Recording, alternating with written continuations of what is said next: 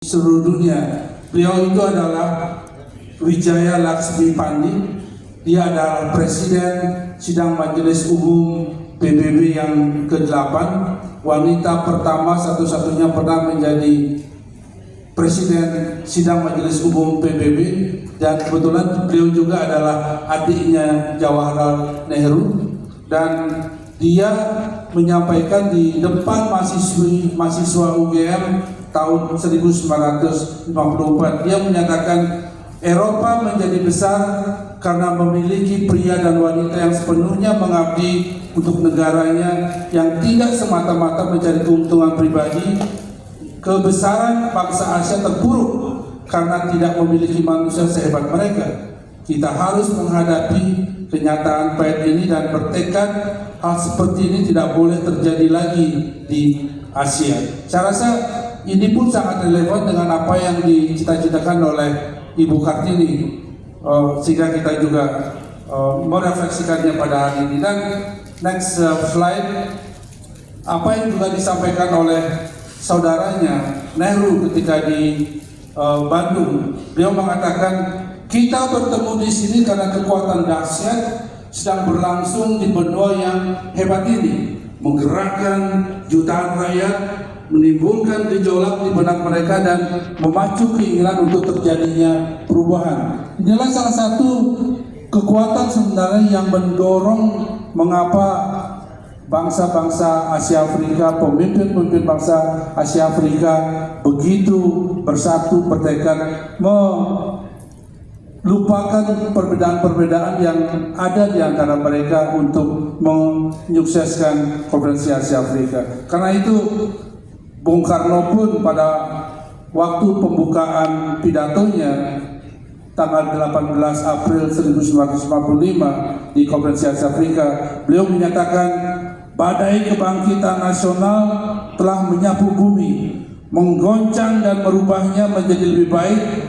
Kita semua dipersatukan oleh hal-hal yang lebih penting daripada memecah belah kita. Ini sebuah refleksi yang sampai sekarang pun kita bisa merasakannya, bagaimana upaya-upaya terus memecah belah bangsa-bangsa selatan kembali dilaksanakan. Karena itu kita semua melihat bahwa Konferensi Asia Afrika 1955, next slide, dipandang sebagai suatu pertemuan bersejarah pertama pemimpin-pemimpin bangsa yang pernah terjajah untuk menghapuskan kolonialisme dan mengokohkan solidaritas Asia Afrika.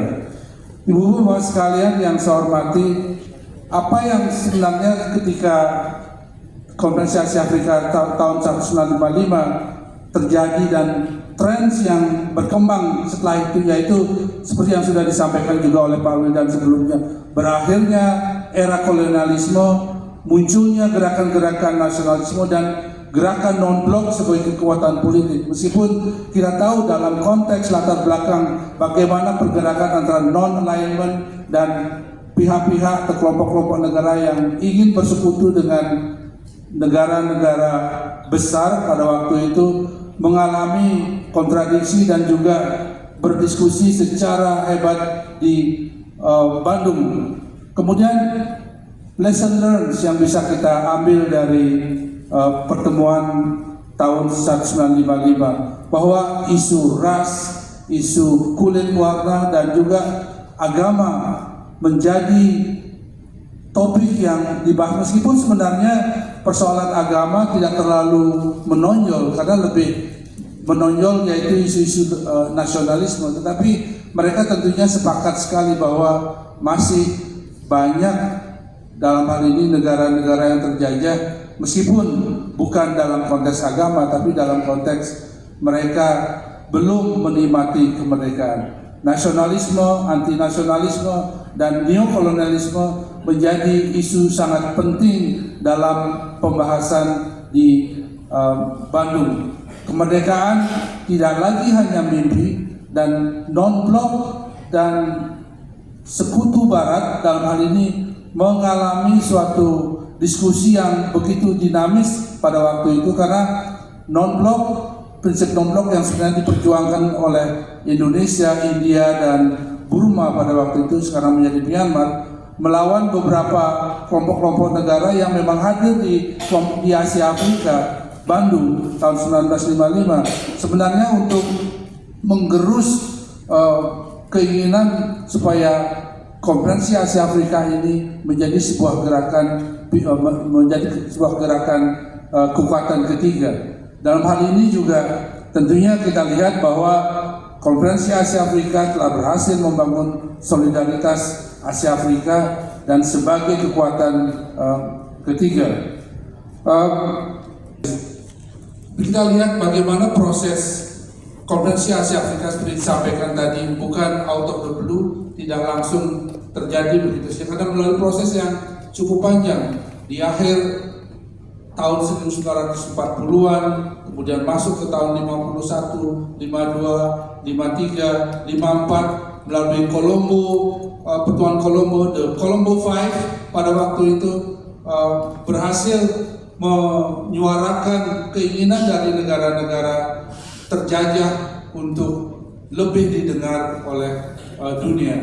Dari Colombo muncullah kemudian tekad, terutama dari Pak Ali Sastrobujoyo, untuk mengembangkan atau memperluas partisipasi dari Colombo Five menjadi Asia Afrika. Dari Colombo kemudian lanjut ke Bogor Desember tahun 1954. Di Bogor lah kemudian disiapkan segala sesuatunya untuk menjadikan Konferensi Asia Afrika di Bandung tahun 1955 menjadi sebuah acara dan perhelatan yang sukses. Pertemuan 6 hari tentunya memiliki drama tersendiri, karena even bahkan untuk menentukan tanggalnya saja dari 18 sampai 23 April ini merupakan suatu perdebatan yang luar biasa di Bogor, karena pada waktu itu undangan mau dikirimkan jatuh pada bulan puasa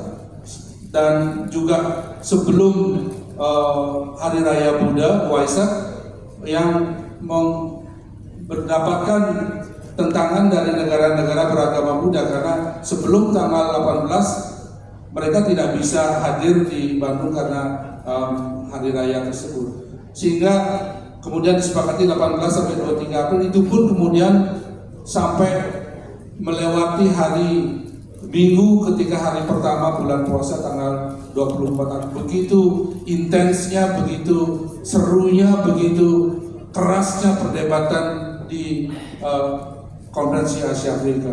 Juga diwarnai sebelumnya dijatuhnya pesawat Air India yang membawa delegasi Cina untuk hadir di Konferensi Asia Afrika tanggal 11 April 1955. Tadinya dikhawatirkan Zhou Enlai berada di pesawat tersebut, tapi ternyata tidak ada. Dan itu pun kemudian dicurigai bahwa ini pekerjaan dari tangan-tangan intelijen dari negara-negara Barat. Drama begitu banyak terjadi pada proses perdamaian, pada proses negosiasi untuk menggolkan Dasar-Sila Bandung. Perbedaan pendapat begitu tajam antara pemimpin-pemimpin, dan toh akhirnya mereka mampu membuat keputusan dalam Dasar-Sila Bandung yang sampai sekarang kita tahu persis bagaimana semangatnya terus menggelora sampai sekarang. Karena kita merayakan hari ini 70 tahun, orang bilang life starts at 70s. Jadi inilah saatnya